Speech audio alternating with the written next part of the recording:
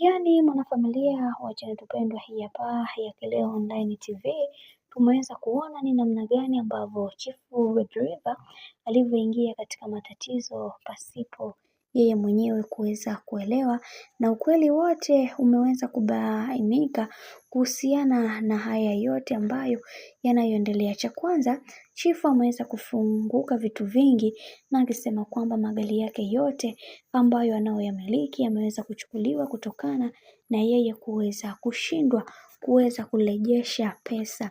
Na kingine kitu ambacho alichoweza kukisema ni kwamba natamani hata niweze kurudisha siku nyuma ili niweze kufukia yale yote ambayo yanayoendelea. Kiukweli naumia sana kuweza kuona haya yote ambayo yanayoendelea, lakini ni vile sina namna ya mimi kuweza kusolve matatizo ambayo yanayonitatiza, ila binafsi nimeumia sana kuweza kuona maisha yangu yakiwa katika migogoro mikubwa, na mimi binafsi nitahakikisha katika hili na simama imara kuweza kuona kuweza kuhakikisha kila kitu kwa upande wangu kinakuwa na misingi na mikakati iliyo bora. Kiukweli naumia sana kuweza kuona mambo mengi ambayo yanayoendelea kwa wakati huu, ila nitapambana na kuweza kuhakikisha kila linaloendelea katika maisha yangu liweze kuwa katika mipango imara na mipango iliyo sahihi, kwani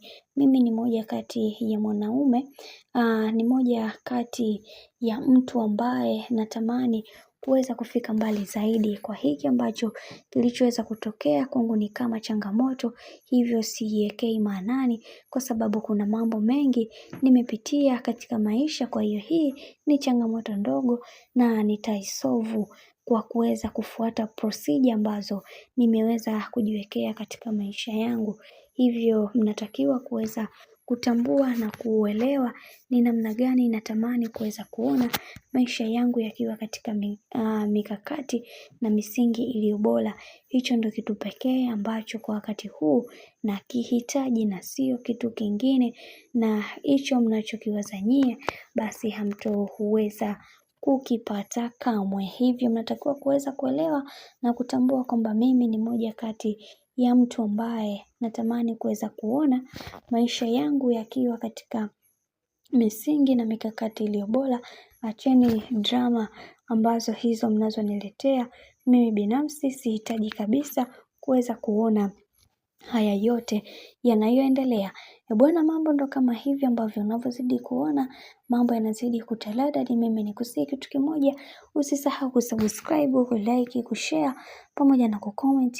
Kama ukifanya hivyo utakuwa umejiweka katika nafasi nzuri ya wewe kuweza kuenjoy na kufurahi pia.